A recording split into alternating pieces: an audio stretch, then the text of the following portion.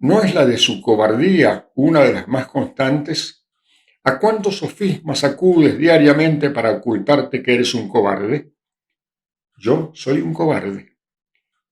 De los varios miles de libros que poseo por inercia, apenas me atreví a eliminar unos 500.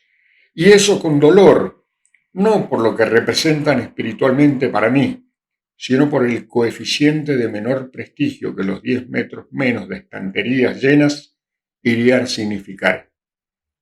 Día y noche mis ojos recorrieron una y otra vez, como decían los clásicos, las vastas hileras, discriminando hasta el cansancio, como decimos los modernos.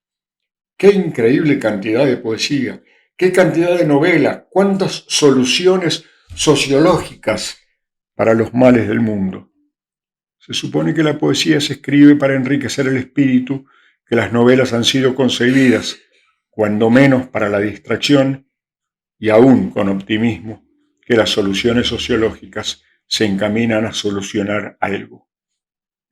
Viéndolo con calma, me di cuenta de que en su mayor parte la primera, o sea, la poesía, era capaz de empobrecer el espíritu más rico, las segundas de aburrir al más alegre y las terceras de embrollar al más lúcido. Y no obstante, ¿qué consideraciones hice para descartar cualquier volumen, por insignificante que pareciera? Si un cura y un barbero me hubieran ayudado sin yo saberlo, ¿habrían dejado en mis estantes más de 100? Cuando en 1955 visité a Pablo Neruda en su casa de Santiago, me sorprendió ver que escasamente poseía 30 o 40 libros, entre novelas policiales y traducciones de sus propias obras a diversos idiomas. Acababa de donar a la universidad una cantidad enorme de verdaderos tesoros bibliográficos. El poeta se dio ese gusto en vida, único estado, viéndolo bien, en que uno se lo puede dar. No haré aquí el censo de los libros de que estaba dispuesto a desprenderme, pero entre ellos había de todo, más o menos así. Política, en el mal sentido de la palabra, toda vez que no tiene otro, unos 50. Sociología y economía alrededor de 49. Geografía general e historia general 3. Geografía e historia patrias 48. Literatura mundial 14. Literatura hispanoamericana 86. Estudios norteamericanos sobre literatura latinoamericana 37. Astronomía 1. Teorías del ritmo para que la señora no se embarace 6. Métodos para descubrir manantiales 1. Biografías de cantantes de ópera 1. Géneros indefinidos tipo Yo escogí la libertad 14. Erotismo medio. Conservé las ilustraciones del único que tenía. Métodos para adelgazar 1. Métodos para dejar de beber 19. Psicología y psicoanálisis 27. Gramáticas 5. Métodos para hablar inglés en 10 días 1. Métodos para hablar francés en 10 días 1. Métodos para hablar italiano en 10 días 1. Estudios sobre cine 8, etc. Pero esto constituía nada más el principio. Pronto descubrí que eran pocas las personas que querían aceptar la mayor parte de los libros que yo había comprado cuidadosamente a través de los años, perdiendo tiempo y dinero. Si bien esto me reconcilió algo con el género humano al descubrir que el mero afán de acumular no era una aberración tan generalizada, me causó las molestias consiguientes, por cuanto una vez decidido a ello deshacerme de esos libros, se convirtió en una necesidad espiritual apremiante. Un incendio como el de la Biblioteca de Alejandría, al que están dedicados estos recuerdos, es el camino más llano, pero resulta ridículo y hasta mal visto quemar 500 libros en el patio de la casa, suponiendo que la casa lo tuviera. Y se acepta que la Inquisición quemara gente, pero la mayoría se indigna de que quemara libros.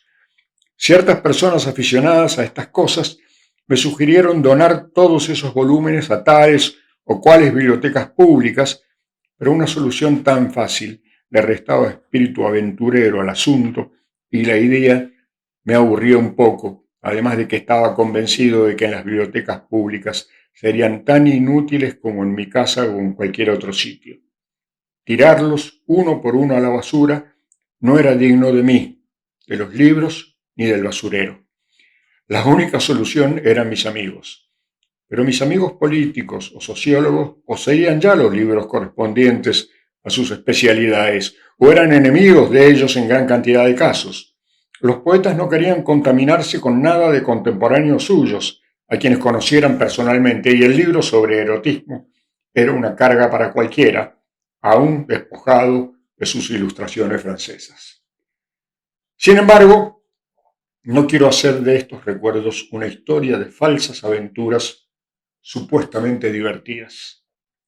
Lo cierto es que, de alguna manera, he ido encontrando espíritus afines al mío que han aceptado llevarse a sus casas esos fetiches, a ocupar un lugar que restará espacio y oxígeno a los niños, pero que darán a los padres la sensación de ser más sabios, e incluso la más falaz e inútil de ser los depositarios de un saber que en todo caso no es sino el repetido testimonio de la ignorancia o la ingenuidad humanas. Mi optimismo me llevó a suponer que al terminar estas líneas, comenzadas hace 15 días, en alguna forma justificaría cabalmente su título. Si el número de 500 que aparece en él es sustituido por el de 20, que empieza a cortarse debido a una que otra devolución por correo, ese título estará más apegado a la verdad.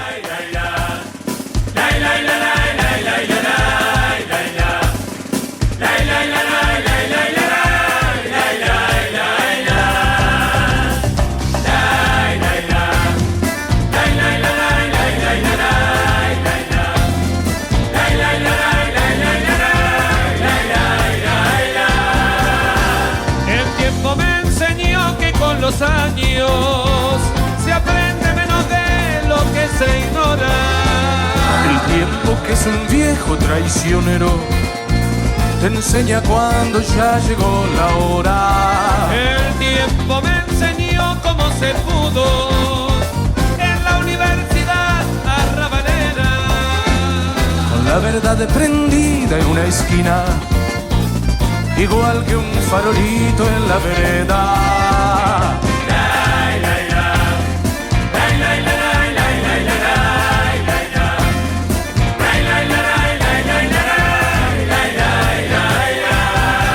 El tiempo me enseñó que los amigos se cuentan con los dedos de una mano.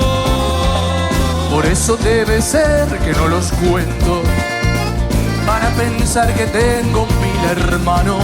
El tiempo me enseñó que los traidores se sientan en la mesa a tu costado. Y el hombre que te da la puñalada comparte el pan con esas mismas manos. ¡Ja!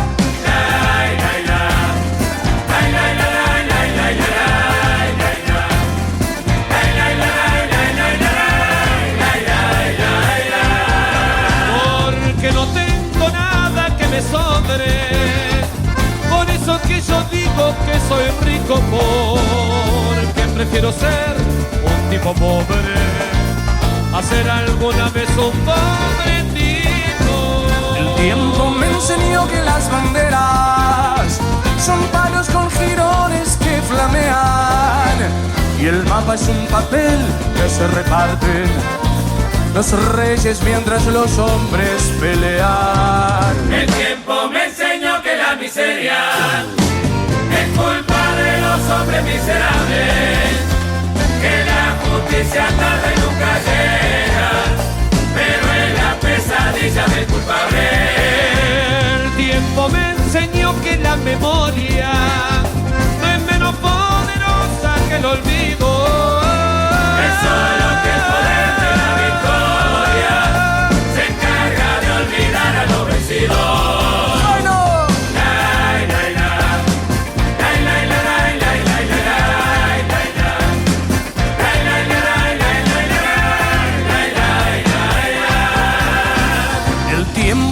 Enseñó que los valientes escribirán la historia con su sangre, pero la historia escrita de los libros se escribe con la pluma del cobarde. El tiempo me enseñó que desconfiara de lo que el tiempo mismo me ha enseñado. Por eso a veces